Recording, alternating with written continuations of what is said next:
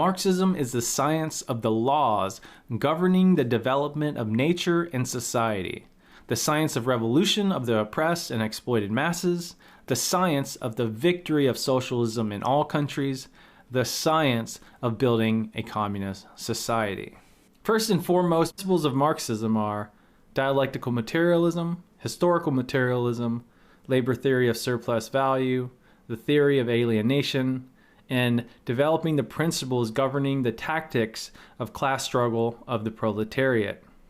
Leninism consists of an analysis of imperialism, a higher stage of capitalism, outlining revolutionary theory and practice during a bourgeois democratic revolution followed by a socialist revolution, building clarity regarding the dictatorship of the proletariat and the first principles of socialist construction, providing theory and direction to national liberation struggles in colonies, and developing the principles of the vanguard party, or the party of a new type.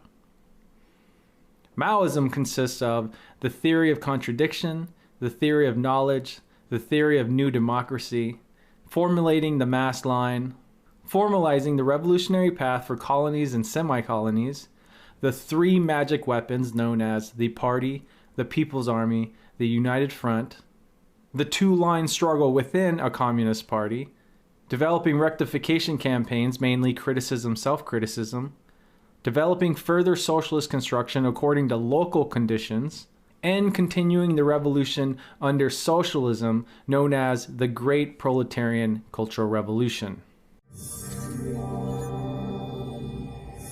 Principles of each stage of Marxism, I want to provide some context to the progression of each stage, as the theory is based on the material conditions of the time it was developed. This is actually the first step in understanding Marxism. In short, Marxism was developed in the capitalist era of what is called free competition, developed by Karl Marx and Friedrich Engels. Leninism was developed in the era of imperialism, a new and higher stage of capitalism, by Vladimir Lenin and Joseph Stalin. Maoism was developed in the modern era of capitalism, developed by Mao Zedong. Each stage represents both a continuity and rupture from the previous stage.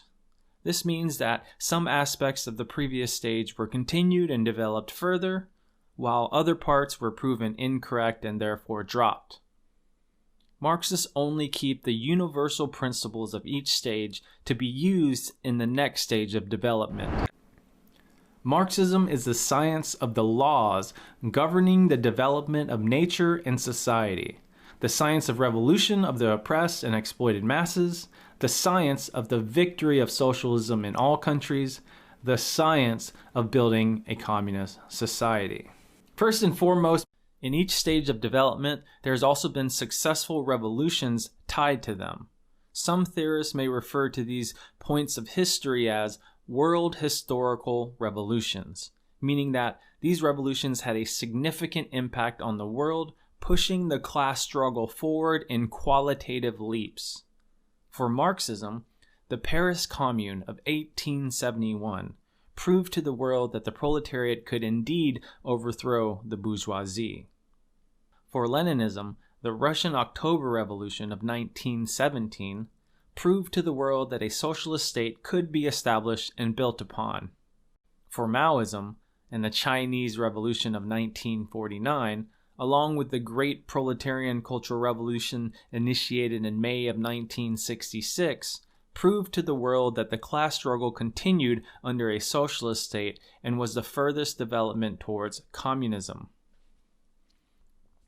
Another lens in which to understand the progression of each stage is to see the development of capitalist imperialism. In the time of Marx and Engels, capitalism developed mostly in Western Europe, of course through the exploitation of the rest of the world, mainly slavery and colonialism. But as this relatively new economic system rose to new levels, Marx and Engels analyzed this misappropriated wealth produced by the socialized labor of the vast numbers of the working people across various industries, of which these workers were denied any control of the productive system, the tools, and the resources that they used to produce the commodities and this wealth. These workers even lost their own labor power. Through this exploitation and oppression, Marx and Engels gave capitalism a close and systematic study. They found that the only way to eliminate this oppressive relationship and condition is for the working class, the proletariat and its allies, to unite, overthrow, and then seize and exercise power over the productive system, and for all other institutions against the bourgeoisie until all social oppression is eliminated. This is what is meant by a proletarian revolution. In the meantime, capitalism expanded to Eastern Europe, including Russia, where Vladimir Lenin, just like Marx and Engels, gave a close and systematic study of these developments and expansion of capital. Lenin developed a comprehensive understanding of this evolving system, the world forces within it, and the organizational forms the proletariat must take to defeat it. Lenin advanced Marxism in each of its principal areas, which came to be known as Marxism Leninism.